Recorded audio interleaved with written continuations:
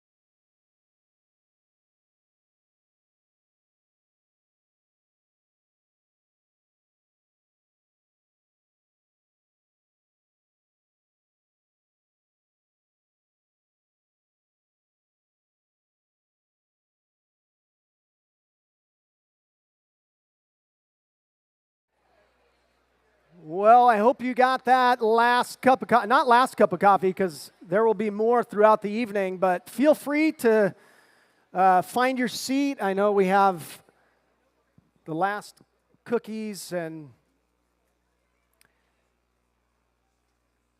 on behalf of Reality Sports, I want to welcome you to our 18th annual Reality Sports Dinner and Upside Down Auction. We have some folks here that are probably here for the very first time. I want to welcome you. If this is your first event, some of you have been here all 18 years, which is incredible.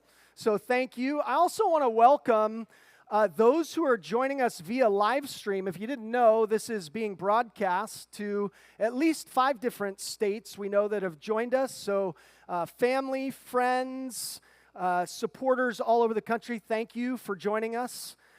We are really glad that you're here. Again, if you are here in-house, we hope that you enjoyed the meal. And really, again, a huge thank you to our sponsors to make this possible. I want us to think for a minute about competition. After all, we are gathered here around a sports context. Think for a moment about competition. If I asked you to recall a positive experience that you've had in competition, either watching or participating, you could probably bring something to mind, a positive experience about sports. If I asked you about recalling a negative experience in competition or in sports, you could probably think of something negative as well. And sometimes that even comes more quickly because of the emotion involved.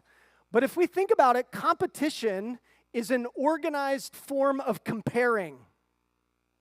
Now, that's very interesting that competition is a form of comparing. Now, that can be very healthy because if we think about it, as we compete and we compare, it can show us areas to improve. We can actually become sharpened to achieve greater heights, and that's a very positive thing. In fact, maybe some of you have watched athletes that were way above your pay grade. You watched a professional or an Olympic level, and it showed you like, wow, I'm down here, but these athletes are here, and I want to get there. And I want to aspire to that. I can remember watching, when I was a kid, VHS tapes of Olympic athletes. That's how old I am. But that, I wanted to reach something, and so that comparison was actually very positive. But there can be a dark side to comparing as well. And that is, it can be a way to prove your importance, prove our value and our worth. And that can lead to one of two things. If we find ourselves above in the comparison, we can look down and have the pride, and I don't mean good pride, I mean a pride of, I'm actually better than you. You are less than, and that can come out in some very ugly ways. Or if we find ourselves on the other side of the comparison game, of the less than, maybe we don't measure up, there can be despair. It can lead to shame. And here's the truth. No matter how much you achieve, it's never enough. And that doesn't just go for sports, that goes for anything. No matter how much we achieve, it's never enough. And so there's a comparison that can be very negative. Now, we love competition. We love to strive to achieve greater heights, but this dark side of the human heart in competition has to be reckoned with. And I don't want to get too philosophical tonight, but sport in and of itself is amoral, meaning it's not good or bad in and of itself. But when we inject humans into the equation, we bring something of the human heart into sports and competition that must be dealt with.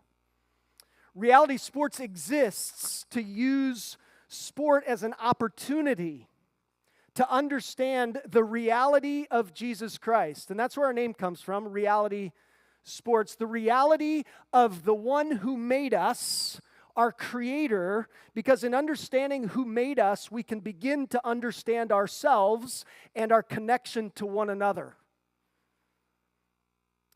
And so tonight, the theme of our evening, as you can see, is turning the world upside down through sport. And maybe even on your tables you didn't recognize, but those globes are actually upside down. Someone turned every one of those globes upside down on your table, and these up here are as well. What that means is that you are joining us in helping athletes, listen, make sense of competition and make sense of what's happening in their hearts as they compete.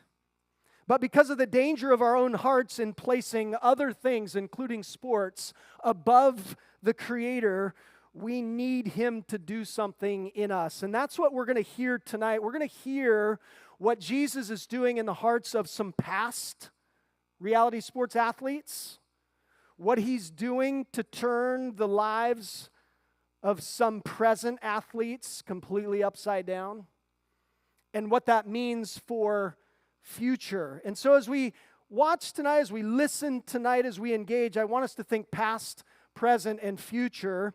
And as the evening goes on, I want to invite you to consider whether you've been partnering with us, how you can continue to support the mission, the vision of turning the world upside down through sport, or whether you're here for the first time, of how you might engage in that. And so at your table, at each place setting, there should be a white envelope. If you could go ahead and take that out, because inside there is a card like you'll see on the screens there. It's an opportunity card, and on one side, you'll see a big number. That's going to be for our upside down auction at the end of the evening. So that can just be turned over, because we're not going to use that right now. But on the other side, you'll see at the top where that red arrow is pointing a QR code. And if you have jumped into the 21st century, you might want to do this all digitally. Online, you can do this card. You don't have to even take out the pen that's on your table. You can do this all online. And so if you'll scan that QR code, you can go online and fill out, just as we go, how you might be involved in the vision of turning the world upside down through sport. And I want to leave that up there for just a minute so the live stream folks can actually take that QR code, scan it, and you can access that opportunity card online. Now, as you are listening tonight, you can go through and you can answer some of those questions and see how you might be involved. So I just wanted to point that out. They might have that in front of you. But to kick off our evening tonight, I'd like to introduce the president of our board of directors, Garrett Olson, to share about our theme, turning the world upside down through sport. Now, I first met Garrett when he was playing for the Seattle Mariners in 2009. Garrett was a first-round draft pick in the 2005 Major League Baseball draft by the Baltimore Orioles. He played 8 years of professional baseball from 2005 to 2013. 2.5 of those years were in the big leagues with the Orioles, Mariners, Pittsburgh Pirates, New York Mets, and the Doosan Bears in South Korea. Garrett is a California native, played his college baseball at Cal Poly in San Luis Obispo. He left pro baseball in 2013 to go back to school at Cal Poly to finish his degree in mechanical engineering. He now works as a mechanical engineer in Rotor Dynamics. And if I'm being honest, last night when I picked him up from the airport, we were driving home and he was talking about what he was doing, I had no idea what he was talking about. He lives in Carson City, Nevada with his wife and daughter, and so he's here tonight to share with us. Garrett was not a follower of Jesus when I met him in 2009, but I've had the distinct joy of watching Jesus turn Garrett's life upside down, and it's an honor and a privilege now to work with Garrett in ministry as our board president, and we're just going to see a short video that's going to intro him, and then we'll welcome him up. Big spot in the ball game right now. 8th inning, a 1-run lead for the Mariners. A man on, and David Ortiz coming up. To the numbers for Garrett Olson, the ERA 5.5, 14 2/3 innings pitched, and strikeouts. He has given up 1 home run. Big confrontation right here. Ortiz 3 for 14 with a home run against Olson. There's a saying in the game of baseball, you don't get beat in late in the game, and certainly this is a situation where you don't want to get beat in. You want to make that hitter hit that ball the other way. Popped it up. That's huge. Lopez is there. 2 down.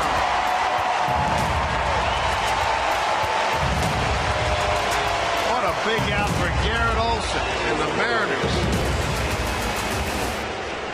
Now you got Adrian Beltre. Big RBI double 4th inning last night. Huge out that the Mariners have got to get here. Beltre's 1 for 5 against Olson. Strike one. And like you mentioned before, not getting beat inside. Again, another situation right here. Beltre, somewhat of a pull hitter, and really want to make him hit that ball the other way to beat you right here. The 0-1 took something off and a big swing and a miss. 0-2. With the off-speed pitch and Beltre way out in front. Garrett Olson has located some pitches in this inning since he's come in. That last pitch is right there at the bottom of the strike zone. 2 on, 2 out. 1-run game. The 0-2 to Beltre. Sky to left, playable. Jack Wilson out, Saunders in. Saunders takes it. That'll do it for the Red Sox in the 8th.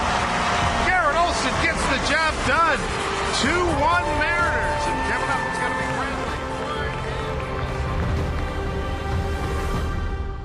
Well, good evening, everybody. Thank you, Brian, for the kind introduction. You know, watching that video, it's kind of hard to believe that I faced at the time 2 future Hall of Famers, and that same pitch that Big Papi hit off the wall, Green Monster. Just 3 years before that, but because we played with our fences further back here on the West Coast to regulation size, it just ended up being a pop-up to shortstop. So I've had the privilege and honor to play with a lot of greats in baseball, names that we are familiar with here like Ichiro, Ken Griffey Jr., Adrian Beltre, as you saw in the video, King Felix. In 2010, was able to see his Cy Young year, which was incredible, just to be a part of that and to witness. And also, Mike Sweeney may be not as well known out here in the West, but I credit him to giving me his Bible and then also discipling me while I was with the Mariners. I've been able to play in the last series of the old Yankee Stadium when I was with Baltimore. Was in a charity tennis match with Serena Williams. Beat her by 1-0, or is that 15-love? So, and then also got kicked by a cow behind home plate down at the Angel Stadium. One of the perks of being a starting pitcher, you get to do all the fun fanfare stuff before games, in between starts. At the time, you would have looked at my life and said, he has it together, you know, on the outside. But to be honest with you, looking back now, it was a shallow life. Inside, I was a lost soul. What you saw on the outside was a facade, but inside, I was insecure. I was chasing after things in the world, idols that we call them. I was also very self-centered and narcissistic. So I was all about myself. And the sad truth is that had I stayed in baseball and had done well, I probably wouldn't be here before you tonight to share this story. But God did something miraculous in my life. Jesus Christ showed up and turned my world upside down. Our theme, as Brian talked about tonight, is turning the world upside down through sport, which happens to also be the vision statement of Reality Sports. As Brian mentioned, I've been the board president now for 3 years. And what I'd like to do with you now is share with you where this vision statement of turning the world upside down comes from in the scriptures. And so we'll have it here up on the screen. It comes from Acts 17, verses 6 and 7. So I'm going to read it to you, and you can read along. And when they could not find them, they dragged Jason and some of the brothers before the city authorities, shouting, "These men who have turned the world upside down have come here also. And Jason has received them, and they are all acting against the decrees of Caesar, saying that there is another king, Jesus."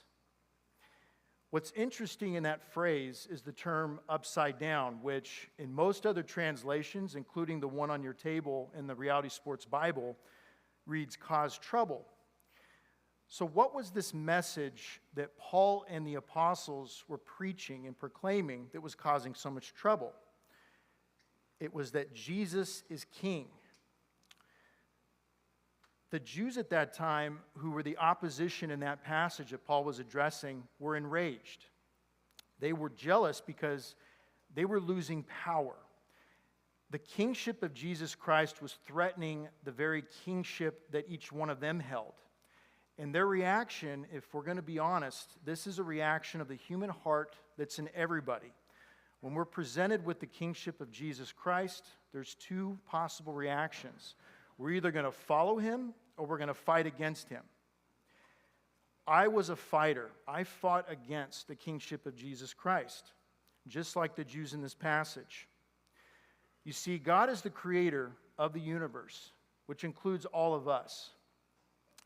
Baseball, fame, the pleasures of this life, sex, money, you fill in the blank. Those are not king. You and I are not king. Jesus is king. He created us in his image and likeness to have a loving relationship with him.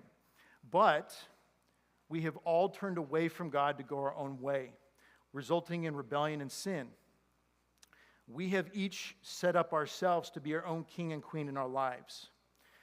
And so when a message that Jesus is king is proclaimed, we naturally want to fight against that. That's just our natural inclination.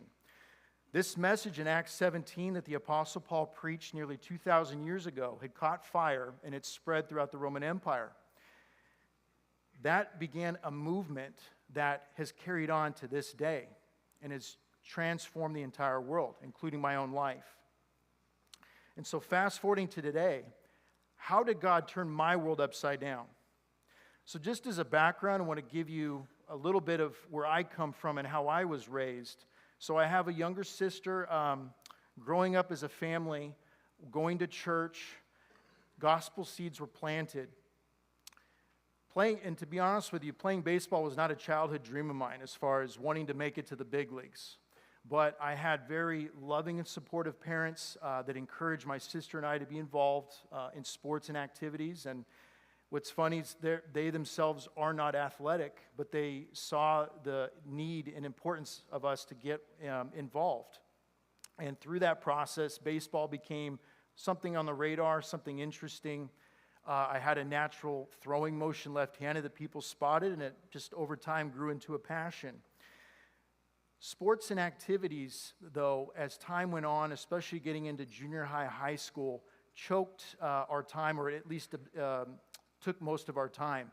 And that became, for me, the focus. And so those gospel seeds that were planted early, they were just drowned out. I pushed those away. And we did not continue going to church. I said no to those gospel seeds because I was in what it was for me.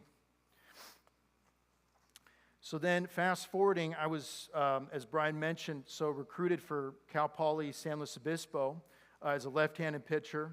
Great school. I look at it as far as providing me baseball as well as engineering. But going into school, I had sort of a valley and a peak experience where I hit a real low in my sophomore year. But then going into the summer before junior year, I had an outstanding season up in the Alaskan League, followed by an outstanding junior season. Everything was just clicking for me, which resulted in me getting drafted in the first round by the Baltimore Orioles.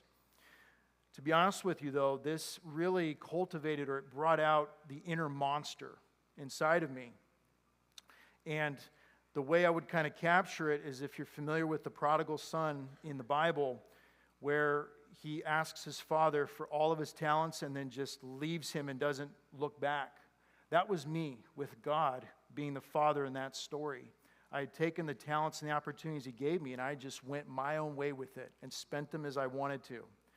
Now, fast forwarding into 2009 and 2010, I started to feel a gradual sense of guilt that just was pricking my own heart. And I didn't quite understand at the time, but I had other Christians around me in the clubhouse when I was with the Seattle Mariners.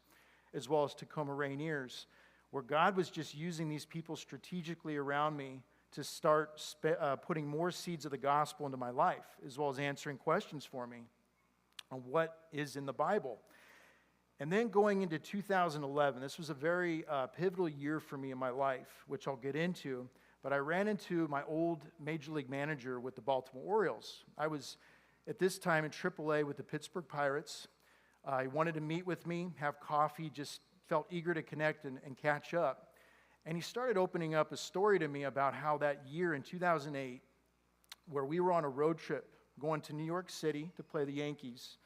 Now, we would travel there the night before, and then you have that whole day off, followed by that weekend series. And so he's telling me he has this presidential suite, and he's reached the peak of where he's at professionally. But he said, but to be honest with you, Garrett, I was scared. I was empty. I had all of this in front of me. I was in the presidential suite, and I couldn't enjoy what I had achieved because I was just terrified of losing my job, because we had a horrible season. And if you follow baseball, you know that anytime there's a bad season, the manager, his head is typically on the chopping block. Now, we were bad, not as bad as the White Sox this year, but we were close, okay? So this same fear, though, that he was describing to me, this was a fear that it was starting to manifest itself in me. And I was being honest with myself in that moment that I was afraid of losing what I had. And this little kingdom I had built for myself, it was being threatened. And that fear also made me realize that being on the throne of my own life, as the world teaches you to be, there's nothing long-lasting and satisfying in it. You feel unstable and even shaken if circumstances don't go your way. And so I could tell you on my way up, as I was from college through professional baseball, there's this excitement. Each level, each thing that you achieve, you just want to get more. Everything seems, wow, this can never end.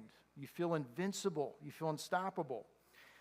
But wanting to, and then you want to just make it. I remember thinking on the way up, I just want to have one pitch in the big leagues.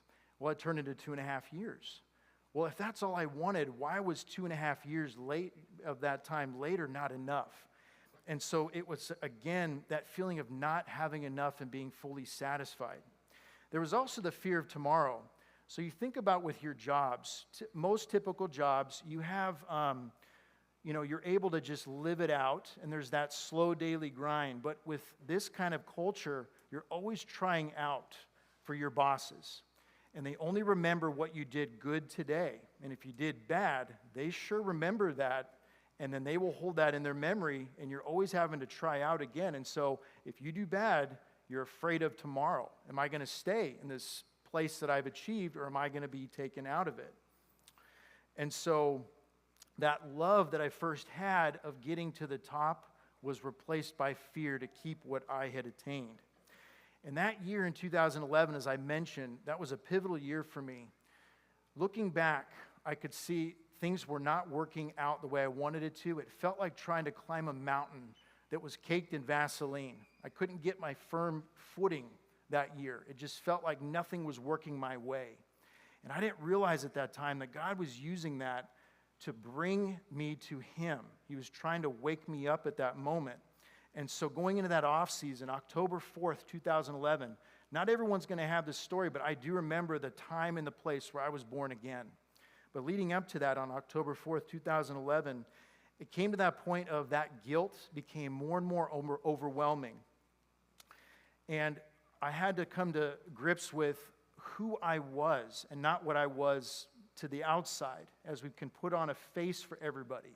I had to actually look inside and realize, wow, I am pursuing things for me, and it's not working. This identity I built up in baseball, it's being taken away right now. Who am I?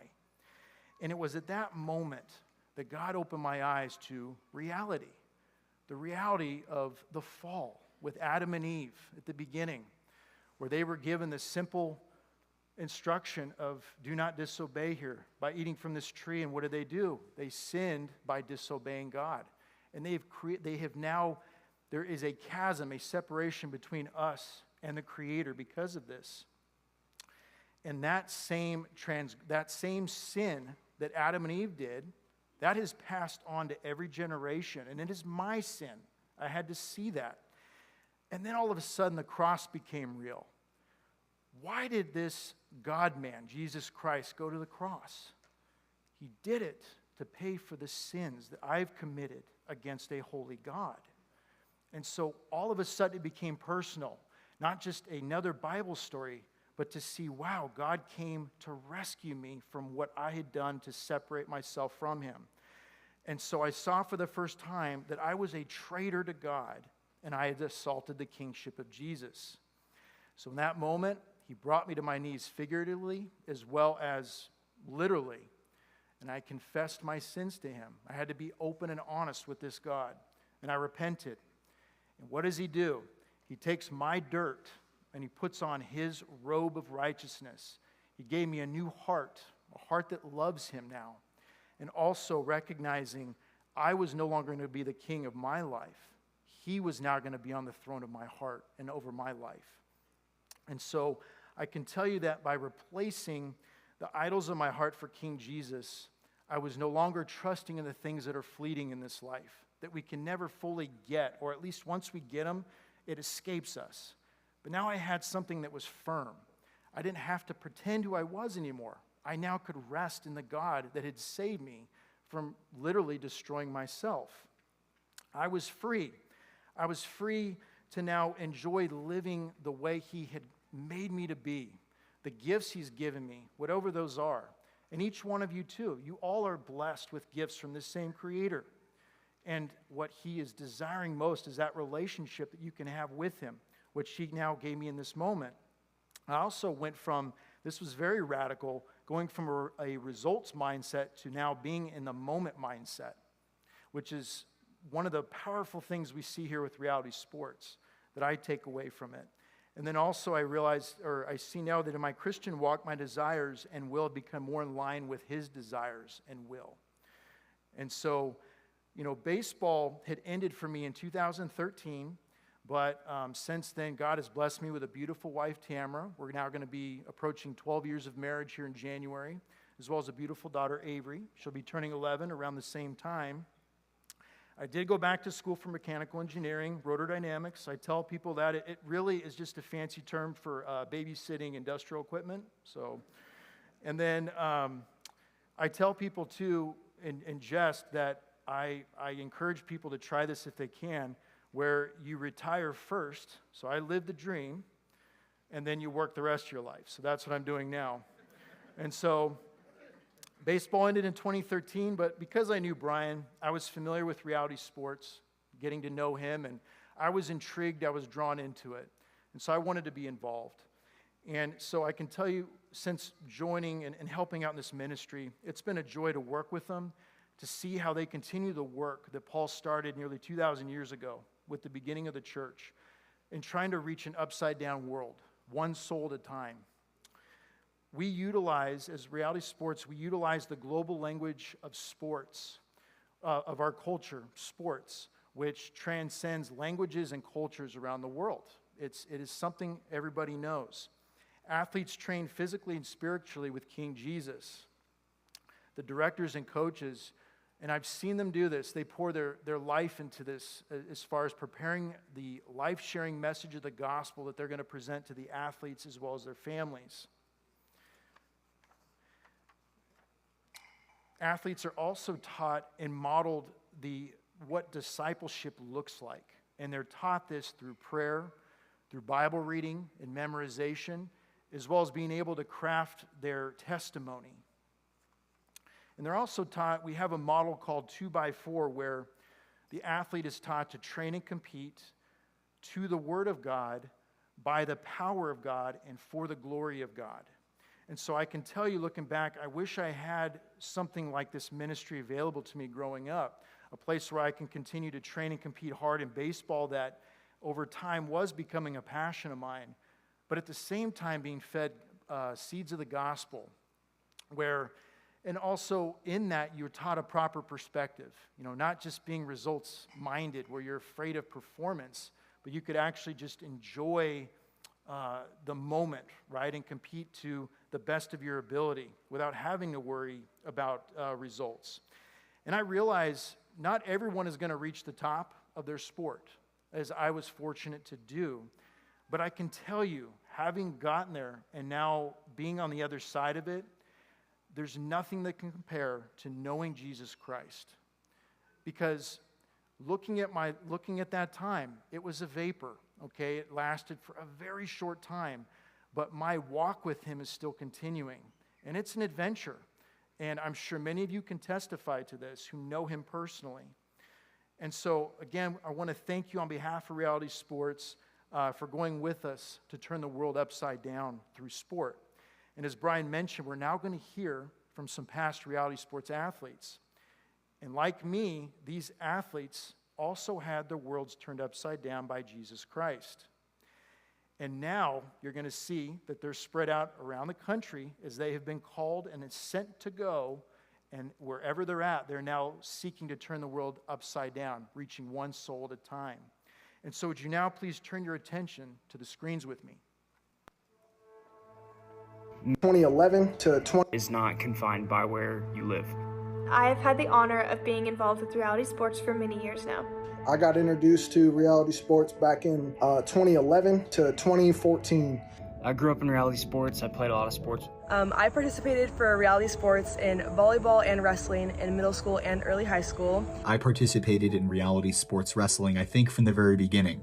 I started going to Reality Sports when I was 16 years old, so in 2017. I've participated in Reality Sports wrestling since I was 8 years old, or about 2013. I had the privilege of playing baseball with Reality Sports from 2013 to 2016. I was a part of the volleyball program for Reality Sports from 2019 to 2021.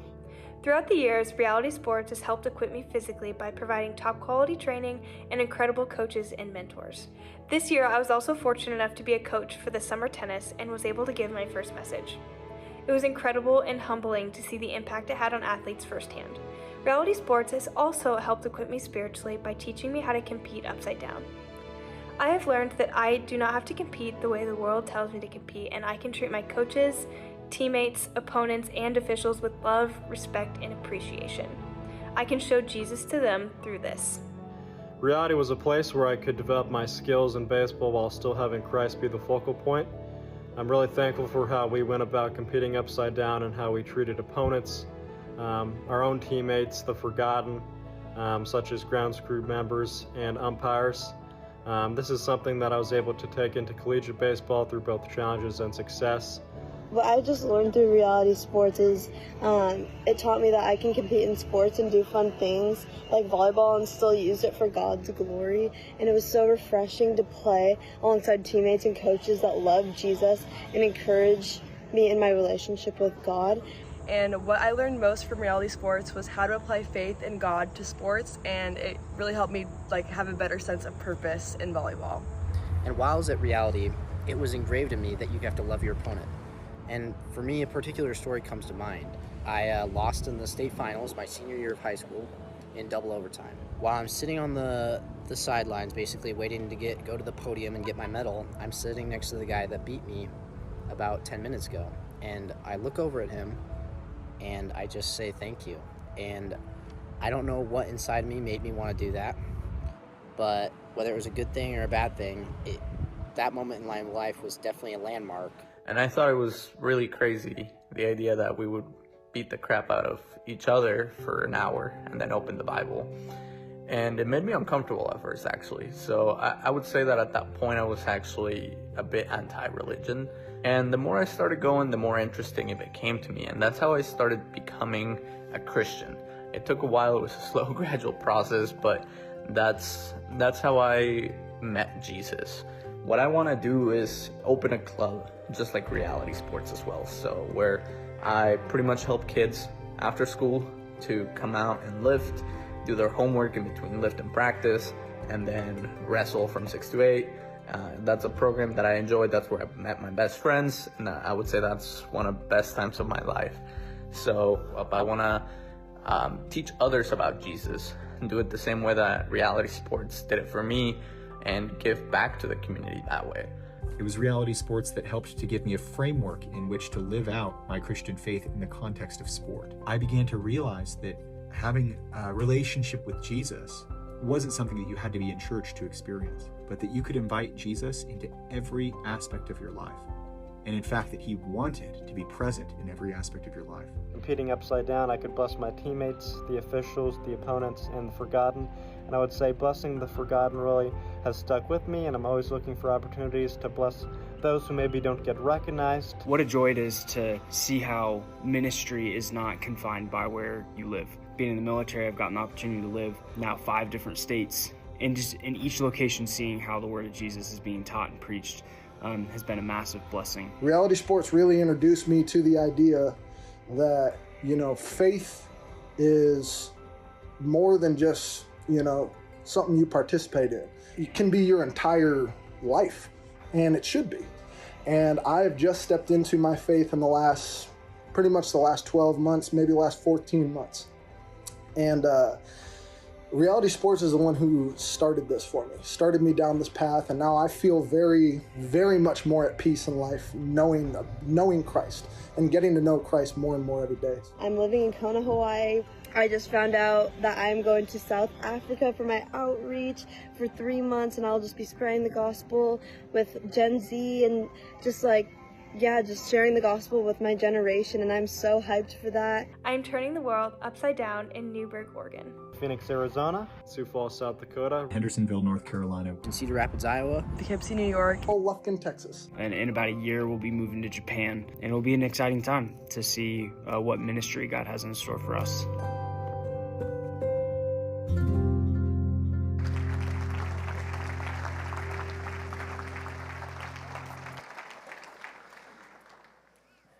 Good evening. My name is Marcus Peterson. Many of you just know me as Brian's oldest son. That's a really cool video for me to watch because the story of those athletes is my story too. When my dad co-founded Reality Sports in 2006, I was 6 years old. And I remember practicing alongside Darren from the video at some of the very first Reality Sports wrestling trainings. I also participated in Reality Sports wrestling camps each summer, starting from when the program was founded around 2010. I even played on a Reality Sports baseball team when I was 13, and I quickly realized that I should stick to a sport where my competition is my size, and so I focused on wrestling. And I continued wrestling with Reality Sports until I graduated from high school in 2019. What I'm trying to say is that I think I hold the record for most Reality Sports practices attended in organization history. That probably also means that I've heard the most gospel-centered messages from Reality Sports coaches as well. And it was those messages, day in and day out, for 13 years, that turned my life upside down. I can't point to a specific date like Garrett can, but I can tell you that there was definitely a point when my identity was no longer wrapped up in my sports performance and became centered on Jesus instead. And it's probably a good thing that I heard hundreds of messages about Jesus as king rather than my sport, because I'm not sure that just 1 or 2 would have stuck. My understanding of who Jesus was and his calling upon my life changed because of Reality Sports. And perhaps like me and like the athletes in the video, this has been your experience as well. So I want to take a moment to recognize those of you here that were significant parts of Reality Sports in the past. So as I read the following list, if you hear something that applies to you, would you just stand where you're at and be recognized? So if you're a past athlete, director, coach, prayer team member, volunteer, or board member, would you please stand?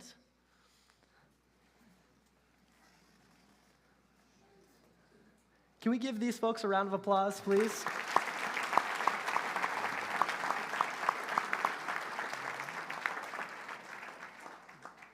You are the ones, like those in the video we just saw, that accomplish the vision of turning the world upside down by making disciples wherever you go after Reality Sports. And we know that there are many more who have been a part of Reality Sports in the past that couldn't join us this evening because they're spread out around the country and the globe, turning the world upside down in the ways that God has called them. For some of us, like myself, God calls us back home. Last May, after 4 years in college in California, Reality Sports hired me as the organization's accounting manager. And so it's a joy now to serve in ministry alongside my dad and many others that poured into me when I was an athlete. Many of you that are here tonight are also presently involved in Reality Sports in some way. You may have noticed that there were some athlete volunteers in red shirts serving you at your tables this evening. Could all of our athlete volunteers please stand and be recognized back in that corner? Can we give a round of applause for them?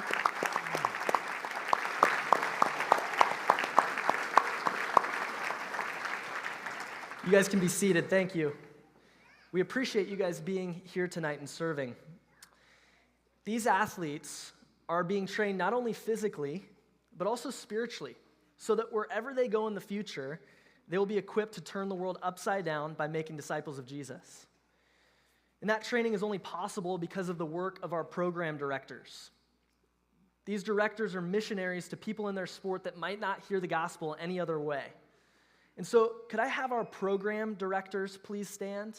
Matt in wrestling, Pam in volleyball, Corinne in developmental volleyball, Joe in baseball, Catherine in strength and conditioning, and Damon in tennis.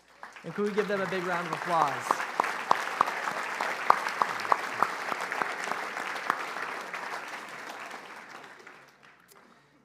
Each of these directors is a fantastic coach, but they can't do it all by themselves. They've assembled coaching staffs that serve a variety of different age ranges within their sporting contexts. So if you are currently a Reality Sports coach in any of these programs, would you please stand and be recognized?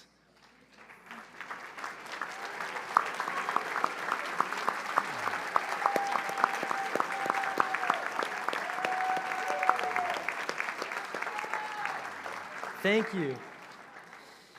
Thank you to our directors and coaches who even this week have been training athletes and turning the world upside down through sport.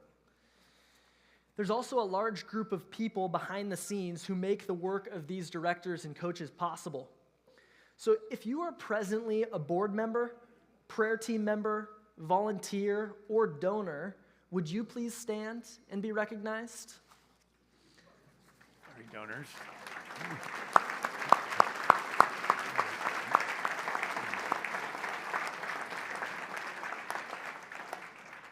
You all are turning the world upside down through sport, through your commitment to Reality Sports. So thank you. What I'd now like to do is invite a few of our current athletes to the stage. So could Kelly, Olivia, Sophia, Owen, and Riggins please begin to make your way up?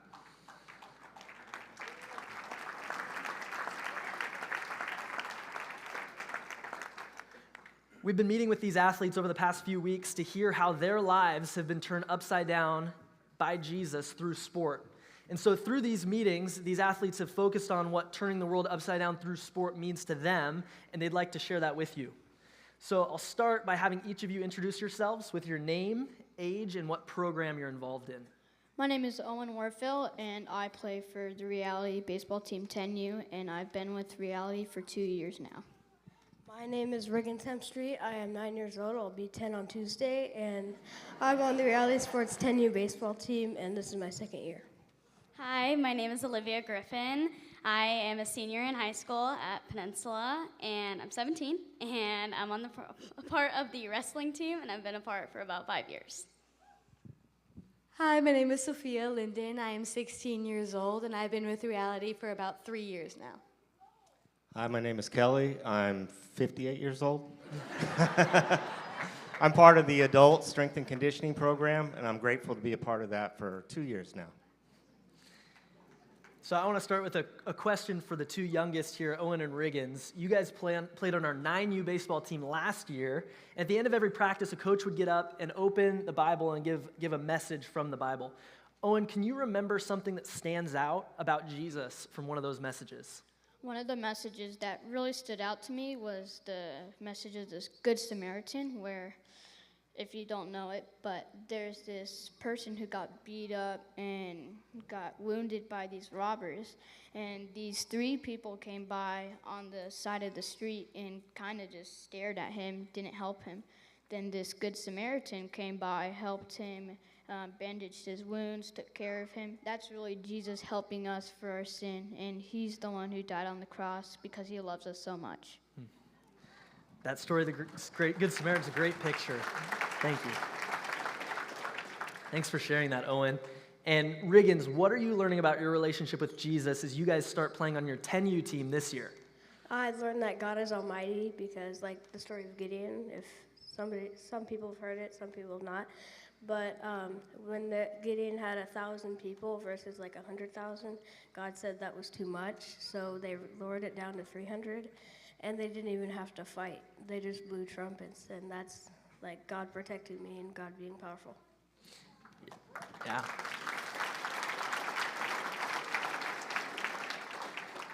And Olivia, I want to ask you a similar question. You've been coming to wrestling practices since about 7th grade, so five years or so. When did you start to realize who Jesus was? Yeah, I started to realize who Jesus was during small groups last year during the club season. Once a week, we would sit down in small groups and really dive deep into a passage. And I got to ask questions, and we got to really study like certain passages. And that's when I started to start connecting the dots and realize that Jesus died for us on the cross and repaired that relationship that we broke so long ago. And when I was younger, it used to just go over my head, but now like all the dots are like connecting.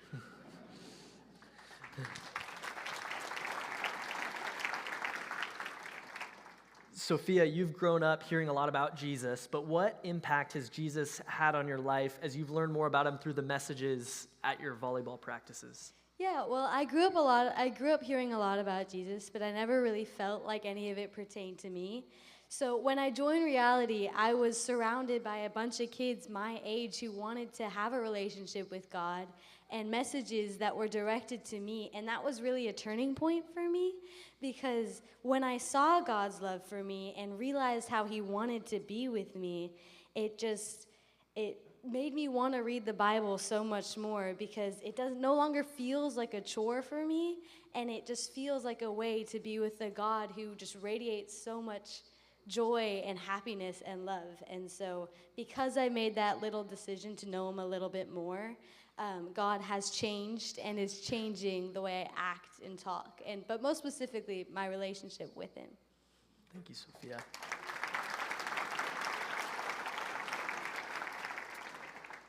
Kelly, you've got a little bit more life experience than the others, but you're an athlete too in our strength and conditioning program. So the same question for you, but in a more general sense, how has Jesus impacted your life? Yeah, Jesus has transformed my life, every part of my life. I didn't grow up in a Christian home. My childhood was filled with hardships in a difficult family environment. As I grew older, I struggled with anger, eventually turning to drugs and alcohol to cope. That went on for years. I was lost. I was trapped in a cycle I couldn't get out of. And one night, that all changed. My sister, who I hadn't been close to in years, reached out to me, shared the message of Jesus, invited me to church. That first service was life-changing for me. In Jesus, I found a hope and a peace I'd never known. From that moment, I was drawn to him. I attended many, many services, as many as I could get in, and I immersed myself in the Word. It's now been 20 years since that night that my sister reached out to me. I'm grateful for the grace and the renewal I've experienced. I met my beautiful wife serving in church 10 years ago, and 7 years ago, we were blessed with a son. So, yes, thank you. Thanks for sharing, Kelly.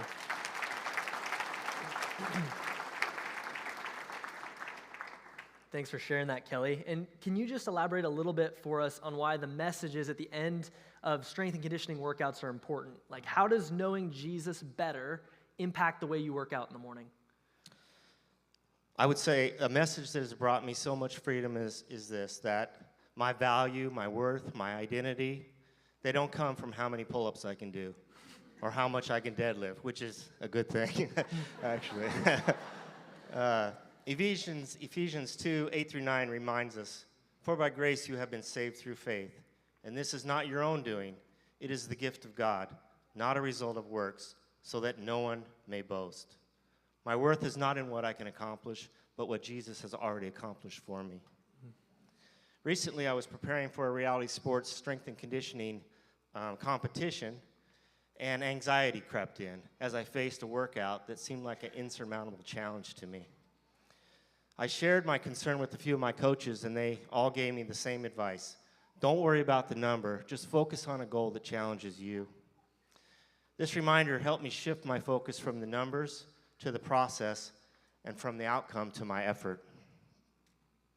The truth that I don't need to measure up to be accepted, that my value isn't tied to my performance, has freed me to work hard without fear of failure. The Lord is my strength and my shield. My heart trusts in him, and he helps me. Psalm 28:7. When my confidence is in Christ, I'm free to push myself without pressure or fear because I know I'm already secure in his love. Our true identity isn't based on what we accomplish, but on what Jesus has accomplished for us. Thank you. Thanks, Kelly.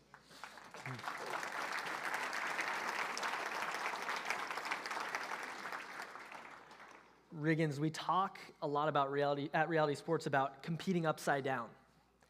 What does it look like to play baseball upside down? It means you bless other people, and like when someone makes a good play, you say good job, or you can even say you're a good player. And if somebody strikes out, you can do this on your team or the other team. You say get him next time. You have another at bat. Very good. And Owen, who else is impacted on the baseball field when you, Riggins, and your team decide to compete upside down or compete a different way than other teams might? Well, everybody really, because you have to respect the other teammates on the other team, your teammates, and also the officials like the umpires, your coaches, really anybody who's on that field. And can you talk a little bit about an interaction that you've had with an official maybe during a game? So I was up in Everett for a baseball tournament, and it was the fifth inning. If we won this game, we would go to the championship. But so I was on first, and I wanted to steal second, so I went for it on the pitch, but I didn't get that right call, and I got called out, which I already knew that was a bad call by the umpire, but I just went for it. And so what was your response? Even though you knew you might have been safe, but you got called out, what was your response? Well, I can't really change that call. It's his call, and I just have to go for it, and I can't change that. So even though you might not agree with it, you decide to compete a different way than other teams might about complaining about the official's call. Sophia, how has competing upside down or a different way impacted you in volleyball? Competing upside down has really made me love volleyball so much more because, especially on my school team, I would often worry so much about what other players thought about me and my playing. And that's because I often put my identity inside of volleyball, and I believed that I was as good as I play.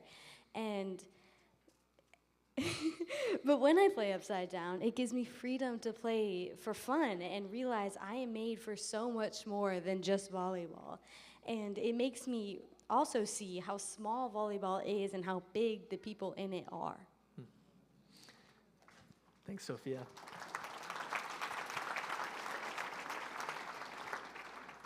Olivia, you and I both know wrestling is all about identity because it's an individual sport, a little bit different than a team sport like Sophia just shared. So how has knowing Jesus and competing upside down impacted the way that you specifically interact with your opponents? So knowing Jesus and competing upside down has impacted me in my relationships with my opponents, refs, and my teammates. With my opponents, I'm usually opponents with them during high school season, but then I'm friends with them during like the national team and club season. And I really valued hanging out with them and seeing them at tournaments. And then with the refs, if you're nice to them, maybe they'll be nice to you back, and shaking their hand and saying hi to the ones you recognize and the ones you know your names. And with your teammates, it may be an individual sport, but you need a whole team. You can't just get better by yourself. You need a whole team to help you get better, help everyone get better, and you can't win a whole championship by yourself. And Olivia, as a senior in high school, you're starting to think about where you're going next. Can you tell us just a little bit about your plans after you graduate and how your relationship with Jesus is impacting what you do in the future? Yeah, after high school, I plan to go to a 4-year and wrestle. And I look forward to finding a new church down wherever I go. And as my identity is in Christ and not in me, that I know that whether I continue wrestling all 4 years or if I get an injury, that I know that my value is not in my wrestling, it's in Christ. And I know that whatever his plan is for me, that it's good enough for me. And if his plan is for me to get an All-American, then I will achieve that goal. And if his plan is for me to tear an ACL, which I hope not, but then that's his plan. My glory is all to him, whether in success or failure. So it's all really, yeah. Thank you for sharing that, Olivia.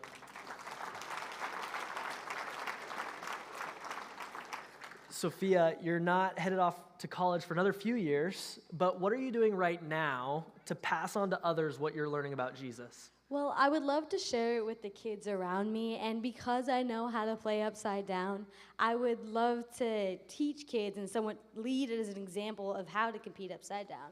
And as my relationship grows with God, and as I get stronger and close, and as I get stronger as a Christian, I feel myself wanting to talk about him more and wanting to tell people what he has done for me. But specifically, I want to pass it on to the kids in my school team and who can see me playing upside down and hear from me how to play upside down, and hopefully continue to be closer to God and play upside down as they go on. Thanks, Sophia.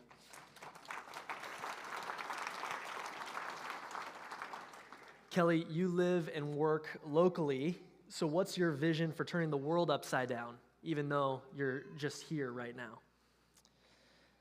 I would say because I'm security,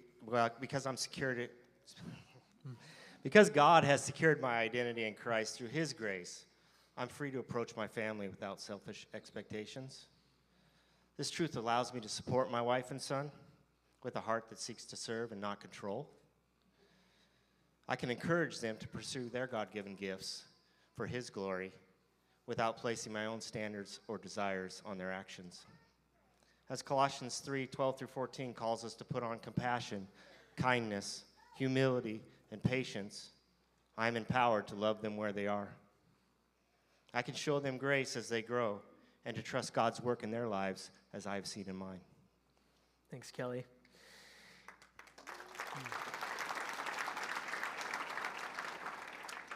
Owen and Riggins, you guys have a really cool opportunity of turning the world upside down through baseball. And so to finish up here, can you guys read Matthew 5:16 for us as a takeaway for how all of us can turn the world upside down?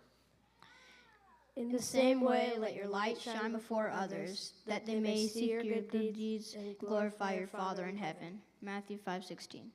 Can we get a round of applause for these athletes? Thank you, guys. You can be seated.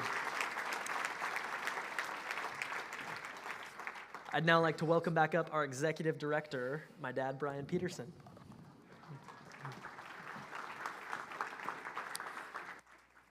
If the fear of death and the fear of public speaking are the two greatest fears, we know what it took for these guys to get up here. Thank you, Owen, Riggins, Sophia, Olivia, Kelly. That was fantastic. So good to hear. Yeah, great job. Well, we've heard already from Garrett how important it is that athletes like this from a young age hear about their identity being formed not through their performance, but through who God has made them to be. We've heard from some past athletes what that has looked like for them, how Jesus has turned their lives upside down. We've heard from these present athletes who will be, by the way, the future athletes that go out to turn the world upside down. And that future is as soon as tomorrow. So they're looking at what that means. And this is really God's method of reaching the world, that as God would shape us, we would go out wherever he sends us to begin to impact others. We just happen to be doing it through the platform of sport. There are many other ways. It is only a way, but we believe it's a good way because there are a lot of people participating in sports. So by being here tonight, you are turning the world upside down through sport with us, so thank you. And I want to share just very quickly how partners like you have contributed even to this vision in just the last couple of years. 2 years ago, we launched what we called a capacity campaign to increase personnel. Capacity meaning increasing people who are on the ground actually working with these athletes. That would be program directors and coaches, as Marcus mentioned. They are the ones that have been working with these athletes. And that capacity campaign resulted in a doubling of our full-time and part-time staff just last year in 2023. And so when we say capacity, we mean that we have increased the number of people working with athletes, and that's due to your support. In 2024, this year, by the end of this year, we'll serve more than 3,000 unique faces. You saw 5 of them. There are about 3,000 of those that our coaches and directors are working with, and that's because you've invested in people. So thank you. And because of that growth, last year, we talked about, at our annual dinner, a capital project that is beginning to look at how we can find a place, a centralized facility where we can train these people. And so during the first few months of 2024, following last year's dinner and your support, we began to look for a centralized place for all of our programs to be under one roof. We considered purchasing an existing building right here in Puyallup. That didn't end up working out. We then considered leasing warehouse space in the city of Sumner, and over a number of months, a very lengthy process with the city, it was made clear by August that we would have to spend more than $500,000 just to get into a lease situation. We didn't think that would be in our best interest.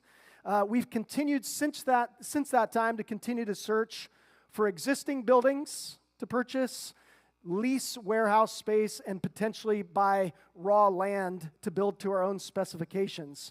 Simply put, though that hasn't happened, and we feel like it's been a year of hard work, our board of directors, led by Garrett and the other board members, and our staff want to be patient to follow God's leading for the right time to the right place. Now, to be clear, we're not out on the streets.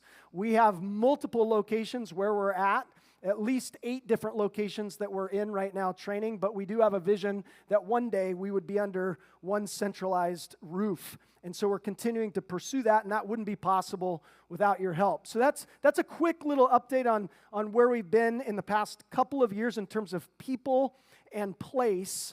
But I want to share with us and invite you, again, back to that card that we started with at the beginning of the evening, in how you might partner with us in the future, that meaning tonight, going into the future to turn the world upside down through sport. Really, 3 ways that I want to invite you tonight to consider. Number 1, get behind one of our current missionaries in one of our programs. That is our program director. So if you'll turn that program or that opportunity card over to the back, that is where on the opposite side of the number where that QR code was at the top, you're going to see, and it shows up on the screen, that little red arrow. You'll see the names of our program directors and the programs that they lead. They are strategically working to expand the reach of their programs to serve more athletes. We'd like you to consider tonight to become a monthly donor to support one of those programs, one of those missionaries reaching these athletes that you heard from tonight. What monthly support does for them, whether that's $25 a month, $50 a month, whatever the amount is, it allows them to know some numbers that they can work with to expand their open training options. So they provide open training throughout the year that's provided by donation, by the way. Crazy model that anybody could come and participate because of the donation model. And then we have competitive teams that have a cost to cover our costs of those teams. But monthly support allows our program directors to strategically plan to reach more athletes. And so, as I've talked about, these program directors have grown the footprint of Reality Sports. You can see that footprint tonight by how many people are in the room. That's because of the work of these program directors. And so together, the scope of our impact has increased. And I also want you to know that the work that they're doing in the programs has gone beyond the local level. Your support allows Reality Sports to continue our influence across North America, where we've had the opportunity to assist other ministries that are operating in a similar way in what we call an academy strategy. That's simply training athletes on a daily basis, of serving ministries across the country, across North America, that are training athletes physically and spiritually. All of that to say, your support goes beyond local to a global level. And so we want to thank you for that, but we want to invite you to come behind one of these programs with monthly support. That's the first way we want to invite you. Secondly, we'd ask you to consider tonight to help seed a new sport. If you can imagine, we want to continue adding sports to Reality Sports. Imagine if we had more sports. We have 5 right now.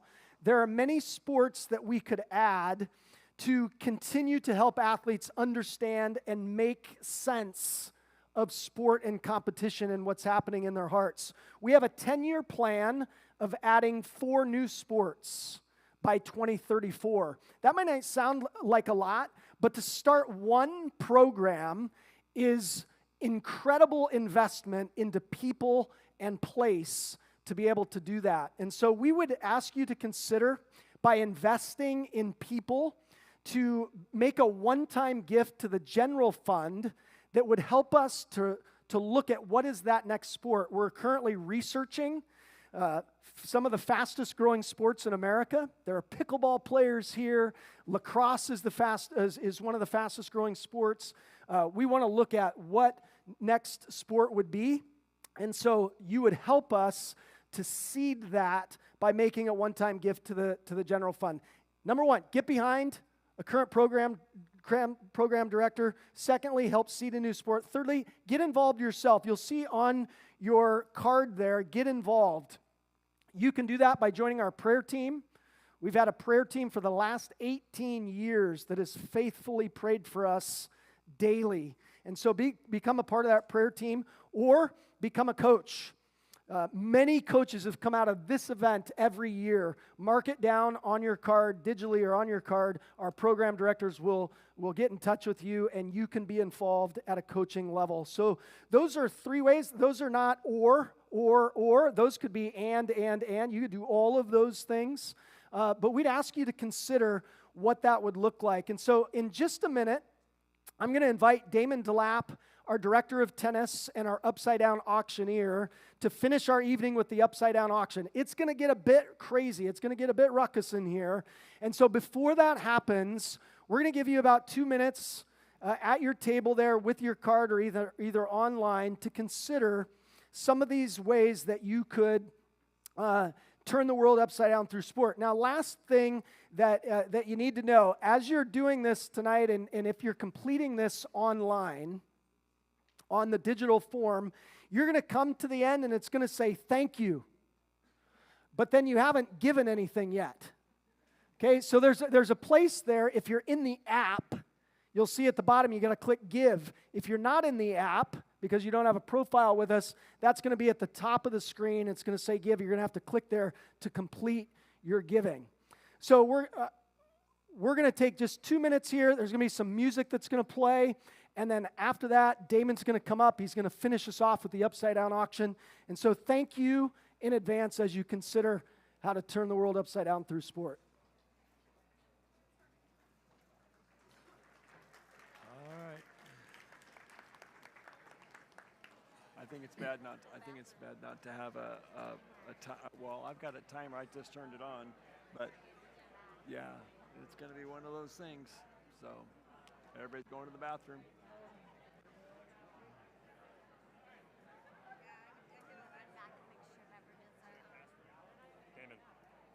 the upside down auction?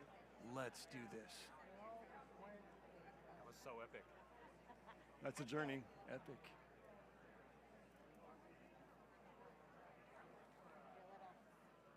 What? What?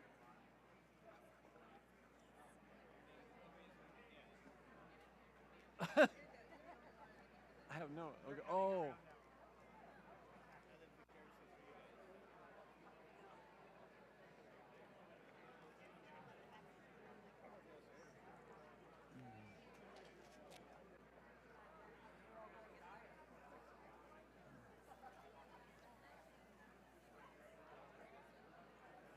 Thank you, guys. Appreciate that. Thank you.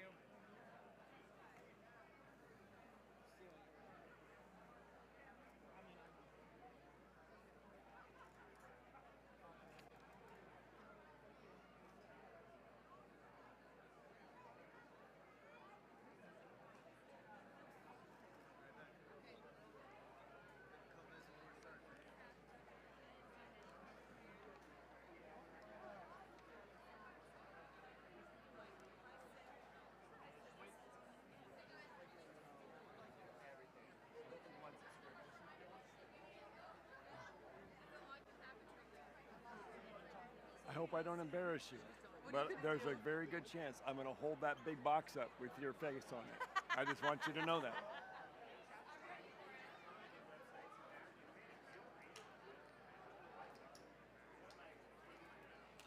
You want me to wait?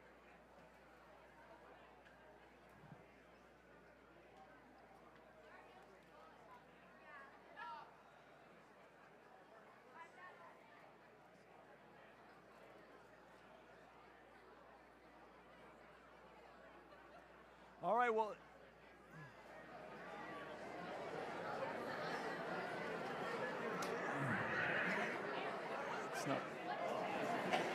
It's not working. Well, thank you very much. Your 2 minutes is up. So, good evening. My name is Damon DeLapp. I am one of the tennis coaches with Reality Sports, and I want to say thank you for coming. I just want to ask you this one question, and then I'm going to tell you how I want you to respond. Okay, so here it goes. I'm going to ask you this. I'm going to say, how good is it? And I want you to respond with, oh, so good. How good is tonight? Oh, so good. Okay, one more time. Just how good is it tonight? Oh, so good. It is very good. Thank you so much for coming tonight. Before we get to the finale of the Upside Down auction, we have some thank yous that tonight would not be possible without these groups of people. We're going to go through a list of people, and as tradition holds, after we get through a list, we're going to do what's called an add-away. So I'm going to say add-away 1, 2, and you're going to. All right, there's some rookies in the house, but there's some alumni. So thank you for the alumni for holding us up. We're going to say add-away 1, 2, and clap twice. Ready? Add-away 1, 2. Okay, thank you very much. So we have some people that we're going to recognize tonight. And I just want to really say thank you to them up front. So we have some event sponsors. Without these people, this event tonight would not be very possible. So I want to say thank you to our event sponsor, Harold Schultz at S&S Metals. I want to say thank you to Rick and Bob Pentecost Development, RPD, right here in downtown Puyallup. I want to say thank you to Josh Hall and his real estate team. I want to say thank you to Camille Gallinger at Vitality Enterprises. I want to say thank you to Harvest Homes Remodel and Design, Anchor House Coffee. That coffee was amazing, by the way. Dr. Scott Fox.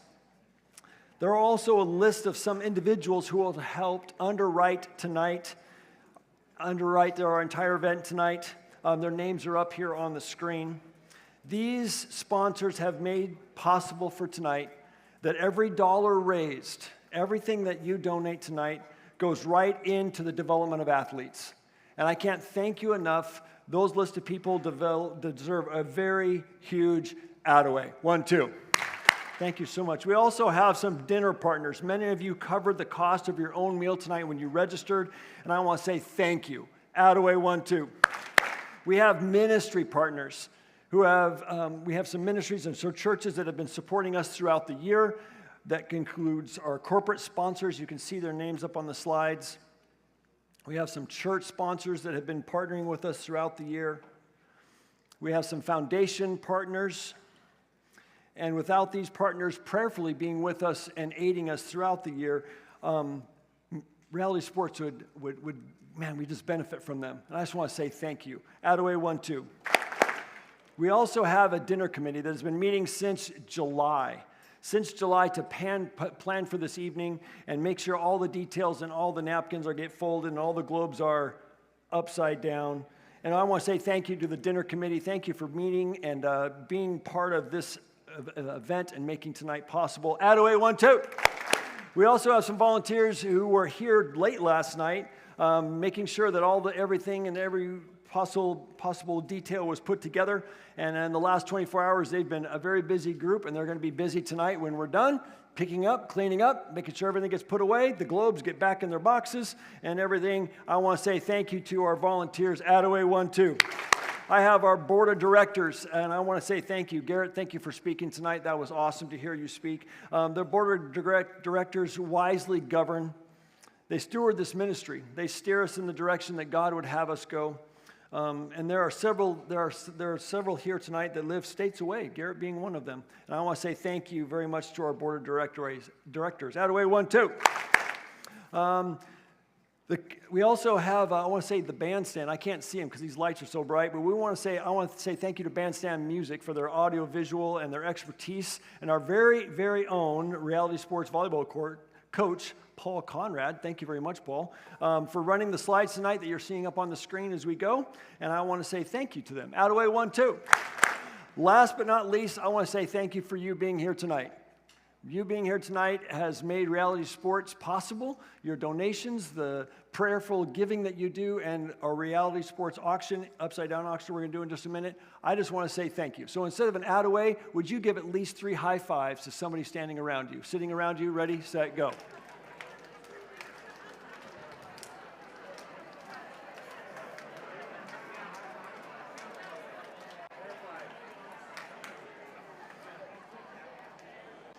As Brian said, this is going to get a little bit ruckus, so I got to hold this up.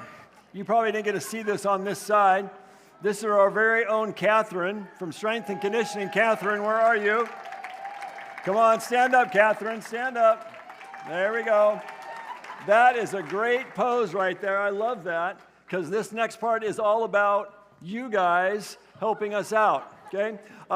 And our upside down auction is a lot different than a normal auction. This is the way it's going to go down. You have a little numbered card right there. Would you find that numbered card, please? Okay. On the back side of that same card, if you turn it over, or no, it's actually right below it, I should say. It's right below it, excuse me.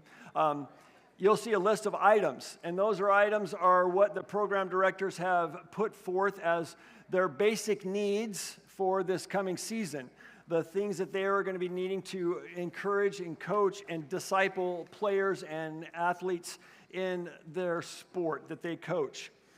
Those items are items that they're asking for you to help them with. And the way the auction goes is you bid on that item. If I call out your number, then you have just bought that item. And the cool thing about it is you don't have to worry about taking it with you, because it's going to go to the program. So the way it's going to go is I'm going to call out an item. You'll see it up on the screen, and you're just going to hold that up. So ready? Would you just practice holding up your number really quick? Not everybody's holding it. There we go. We're done. I just call all your numbers. Just write down what you want. So what's going to happen is we're going to go through a list. You'll see the list of items that come up on the screen. When I call out your item, if I call out your number, excuse me, you just bought that item. And anything that goes above and beyond, you'll see that we record, we want so many of a certain item. Everything that goes above and beyond that is awesomeness. Why? Because that goes into the program. And the coaches can use that at their discretion. Maybe they put down they needed 3 of an item, but they get halfway through their season and they realize they need 6. They need 7. They have way more players than they had anticipated, and they're growing, and that's what's happening with Reality Sports. So everything that goes above and beyond what the listed item count is goes right back into that program. Thank you for our sponsors that are making that happen for us tonight. We really, really appreciate that. So ready? This is going to be pretty fast-paced, and Brian has put a challenge out to me. This is year 18. He's made the room longer. He's made the numbers smaller. And I'm 18 years older. So I'll do my best. The lighting, are the lights going to go up for us a little bit? I hope so, because this is going to be hard to see. So, ready? Are you ready? How good is it? Oh, come on. How good is it? So, all right, here we go. Ready? I'm going to call up the items, and they're going to be up on the screen. And you know that's the item we're bidding on. When we're done with that item, we're going to say Attaway 1, 2, and you know we're done and we're moving on. So I hope you got your seatbelt fastened. So are you ready? See, this is how old I am. I forgot my glasses up here already. Doggone it. Okay, ready? Here we go. First item up for bid, Pro Spots for Drills. Now, I had to ask Pam what these are, and she explained that that's where she tells and coaches her players where to go on the court and sometimes uses them as targets. She needs 8 sets. So do I have any volunteers that are willing to buy those? I got 088. Anybody else willing to buy a set of volleyball? Are they over there? There's 97. There's 98. Boy, that's a long ways away. Excuse me. I'll say a 52. I'll see a 485, a 350, a 114. Anybody else willing to buy a set of Pro Spots? A 236, a 436, a 284, a 373. Do I have anybody else? The 113. Anybody else? One more time. Going once, going twice. Attaway 1, 2. All right, here we go. Next item. We need volleyballs, 40. They are $30 a piece. If you are willing to buy a volleyball, would you hold up that number for $40 a piece? Oh my goodness. 97, 88, 89, 122, 66, 148, 139, 55, 113, 114, 462, 350, 364, 51, 52, 460, 54, 441, 154, 147, 151, 54, 53, 67, and a 151. There we go. Anybody else? 495. Oh my gosh. 492, 480. That's a 444. 321, 408, 284, 436, 404, 449, 236, and 378. Anybody else? Right there is 98. And a 444. Attaway 1, 2. Cool. Next item, electronic. All those balls have to get pumped up. And I talked to Pam. She does not want to do that by hand. So she's looking for some electronic pumps. She needs 10. Anybody willing to buy a pump, an electronic pump? 419, 302, 460, 114, 139, 88, 122, 97, 355, 236. Anybody else going once? 355, thank you very much. 113, 51, 55, 350 in the back corner. Going once, going twice. Attaway. Oh, sorry. Psych. I got you on that one. 284, I think is what that says. All right, Attaway 1, 2. Nice job. We are moving on to wrestling. We have some exercise mats. I need 10 of those. Thank you. No, I'm sorry. This is probably for exercise, isn't it? I'm sorry. I said wrestling. My bad. I'm sorry. I need exercise mats. We got 292, 408. 98, I got a 485, I got a 460. Anybody else? A 419, thank you very much. I'm trying to use Catherine's. I should have known that. I should have been using my Catherine pose. Anybody else going once, going twice? Right there, thank you very much. 207 and an 11 right there. Thank you very much. Attaway, oh, sorry, we got a 274 and a 404. Thank you in the far end. All right, Attaway 1, 2. Oh, and a 181 right there. You got it at the very end. I'll give it to him. One more. Attaway 1, 2. All right, we're moving on. We need barbell collars. We need 6 pairs at $30. I got a 295. I got a 408, a 436, a 373. I got an 89. I got a 52 in the far and a 25 in the front. Anybody else going once, going twice? 355 right here in the front. A 225. I think that's what that is. Nice job, Attaway. Oh, what? Door one behind me. Oh, thank you again. 419. All right, Attaway 1, 2. Okay, next. We got a large wall clock. Is there anybody willing to buy the clock at 407? I thank you very much for the clock. Thank you very much. And we got anybody else going once, going twice? We can get 2 clocks. I don't mind having 2 clocks. All right, next one. We got, oh, sorry, Attaway 1, 2. I was appreciative of this growing up, jumping on wood boxes. Anybody else jump on a wood box? Anybody else clumsy like me and miss the wood box? Oh, when I saw it helps your shins, I was like, where was this so many years ago? I won't even mention it. I'm looking for 6 plyometric boxes. They're soft, though. No injuries. Wouldn't that have been nice? I need 3 of those. I got a 478. Do I have anybody else? I got a 300, a 302, a 482, a 25 in the front. Anybody else? Anybody else? Going once, going twice? Away, 1, 2. A weight bench. I need 3 weight benches for the exercise and fitness program. We're looking for 3 of them. I got a 327. I got a 478. I got a 408. Anybody else? Way over there. Is that a 69? Is that what that number is? Is that what it is? Okay, sorry. I'm just one of those vision things. Anybody else? Going once, going twice? Away, 1, 2. Oh, come on. Away, 1, 2. Some of you, I think, are sleeping on me right there. Here we go. We need a woman's barbell for it. $200 a bar. Do I have anybody willing to buy a women's barbell? I got a 97. I got a 434. Thank you, Camille. A 290. Anybody else? Going once? Going twice? A 181 and a 274. Is that what that says? 274? Okay, I want to make sure. And a 373. Thank you very much. Away, 1, 2.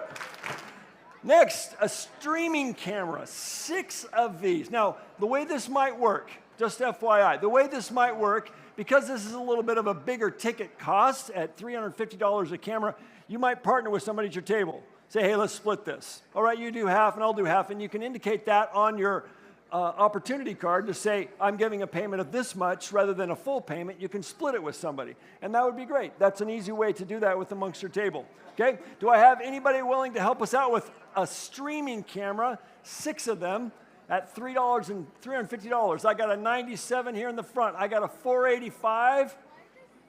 Anybody else willing to help us out? A 349, a 181. Anybody else? Going once, going twice? Thank you very much for that. Away, 1, 2. A streaming kit, that includes, as you can see up there, the stuff to put the camera on, everything that would adapt to that would help that out. We need 6 of those. They're $90 a kit. Anybody willing? We got a 204. This is using the baseball program. 341. A 25, I think that's what's up front. I can see a 485. Is that a 464? Yes. Okay, thank you very much. Just want to confirm I'm getting the numbers right. And a 373 again. I hope that, how old are you? 9. Whose parents was this? Okay, I'm telling you, this 9-year-old's holding his hand up every time, and I don't know if Dad gave him the charge card or what it is, but it's awesome. It's like, man, I'll take you out to dinner sometime. 436. Anybody else going once, going twice? Away, 1, 2. Okay, a couple more things. We have some game baseballs. 1 dozen has already been given out by the Sopak family, so thank you very much. But we need 40 dozen more at $65 a dozen. They're called pearls, from what I understand. 292, thank you. A 321, a 431, 347, 341, 373, 214, 290. Your number's on there. It is 181. Thank you. 284, 404, 347, 211, 253, 329, 332, 98, 93, 25, 66, 69, 302, 460. Anybody else? 313. And it's okay on your opportunity card if you want to buy more than 1. If I read your name, you can put 2 down. No problem at all. 453. Thank you very much. Anybody else to buy a dozen game baseballs? Away, 1, 2. Oh, come on, away, 1, 2. Here we go. A pocket radar. Garrett, what was the fastest you've ever thrown? 94. Oh my goodness, that would hurt so bad. Nicely done. A pocket radar. Can we get a couple people? Again, this is another one of those big ticket items that's very beneficial for the program. You might want to partner with somebody at your table, or you can do it yourself. It's up to you. We need 2 of them. Do I have anybody in the room that's willing to help us out buying a pocket radar? $434 right here. Anybody else? Anybody else going once, going twice? $302, thank you very much. Nicely done. Attaway 1-2, thank you for that.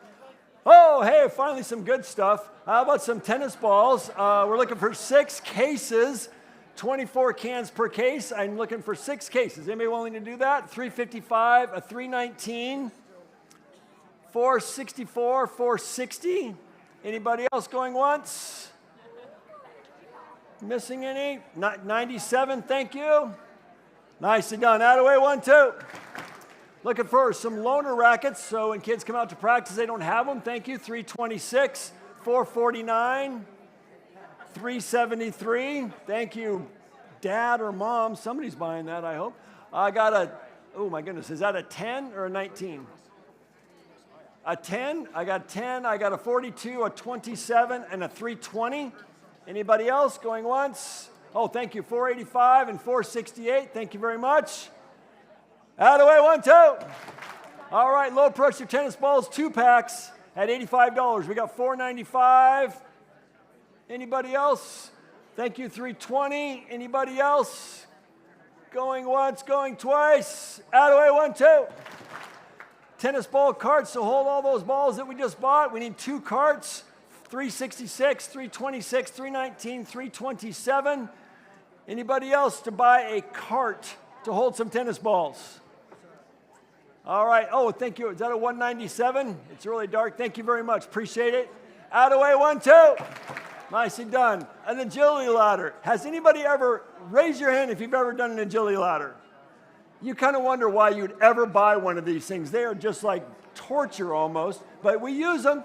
I need 10 agility ladders. I got a 295, I got a 378, I got a 300, I got a 98.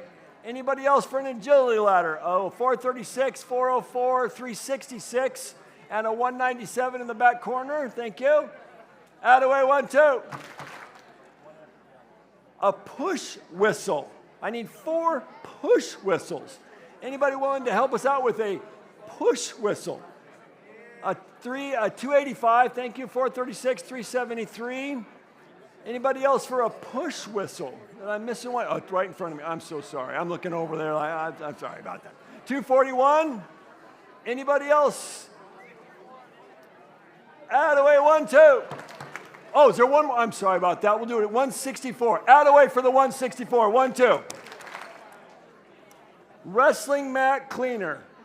Here we are, finally, right? Yeah, finally, here we go. Wrestling mat cleaner, here we go. I need 3 gallons. No, I'm sorry about that. I need 5 gallons at $40 a gallon. Anybody help us out with some of that? Right here, very good. 211, 460, 302. Is that 302, is that right, Dennis? 381, 11, 164. Anybody else? Think about how dirty those mats get. Oh my gosh, we need a lot of cleaner. 251. Thank you for buying the cleaner. Attaway 1-2. Mat tape. To hold those mats together, we need 6 packs at 3 rolls. Very nice. 381, 482, 164. Anybody else help us out with some mat tape? There it is, number 20 in the front corner. Thank you very much. Attaway 1-2. Loaner shoes, kind of like loaner tennis rackets. Players come that need some equipment. 241, thank you very much. 407, 253, 251, 332, 98, 94, 380, 381, 139, 469, 69, and does that say 1? I'm sorry. Is that 1? You're number 1? You are right there. I know you are. Okay, anybody up? 485. Anybody else going once, going twice for some shoes? Attaway 1-2. Shoe cleaning mat. I need 1 right there. Done. Right there. Number 97. Anybody else want to help out with that? Attaway 1-2. Now this comes to the final one. Notice this one here does not have a limit on purchasing. On your table right there in front of you, is the Reality Sports Bible that every player has the opportunity to get. They get it for free. It's given to them for free. We're putting God's word into every athlete's hand. As like I said up there on the screen, there's no limit in terms of what these are. So ready? I want to know if you're ready and willing to pay $100 for 10 Bibles. Would you hold your number up?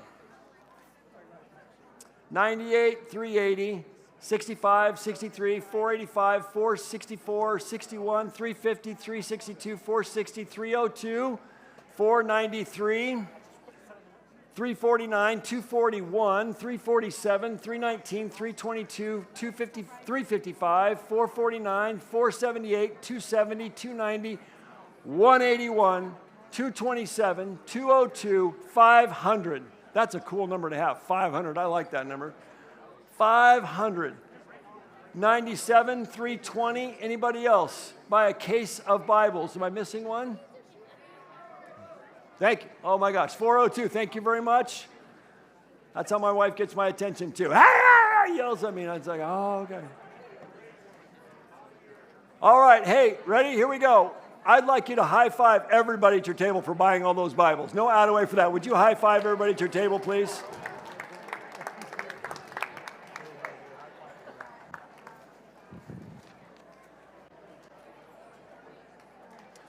So at this time, I'd like to invite Brian Peterson back up to the stage to close out our night. Yeah. Way to go. Hey, thank you for joining us tonight. Yeah, let's give it up.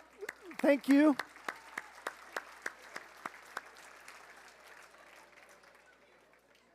So you have, if you're still marking things paper, pencil-wise, and you have that card there, that card's going to go back in the white envelope that's on your table. And if there's a check or cash that goes with that, you're still back in the 1800s doing that with cash and stuff. Drop that off in the checkout station. There's going to be a basket there. Listen, you got to listen now. Those cards do not stay at your tables.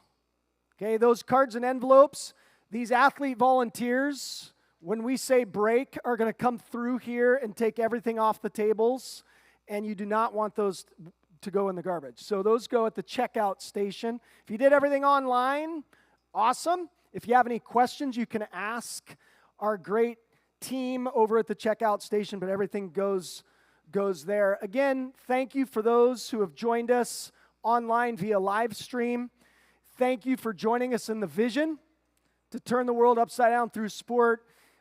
We love this event. We love you being with us. I'm going to pray. Feel free to hang out, grab another cup of coffee if you want, chat a little bit, but they are going to come through and start clearing off the tables.